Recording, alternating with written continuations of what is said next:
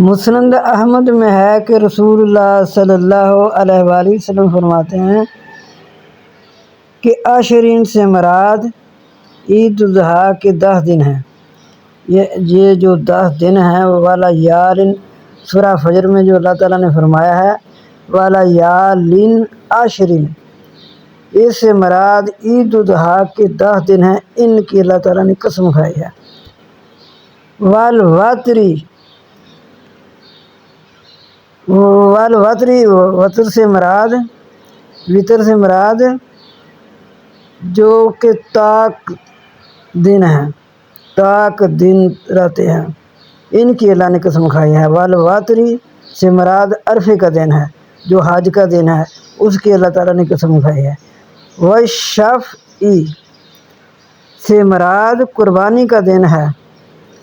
تو دیکھ لیں کہ یہ سورہ فجر کے جو الفاظ ہیں یہ انہی 10 راتوں کی اللہ نے بار بار قسم کھائی ہے، پھر فجر کی علیحدہ قسم کھائی ہے، پھر 10 راتوں کی علیحدہ قسم کھائی ہے۔ فرمایا، پہلے اللہ تعالیٰ نے فرمایا والفجری، قسم ہے فجر کی، اس سے مراد ہار فجر بھی ہو سکتی ہے، اس سے مراد ہار فجر بھی ہو سکتی ہے، عید الاضحیٰ کی فجر بھی ہو سکتی ہے، ذی الحجہ کی فجر بھی ہو سکتی ہے، اس سے مراد ہار فجر کی اللہ تعالیٰ نے قسم کھائی ہے۔ پھر فرمایا والا یالن عشرین، قسم ہے 10 راتوں کی، 10 راتوں کی کٹھی قسم کھائی ہے۔ پھر فرمایا والشفعی، اور جفت کی، جو جفت وہ ہوتی ہیں جو 2 ہوں، یعنی 2، 4، 6، 8، 10۔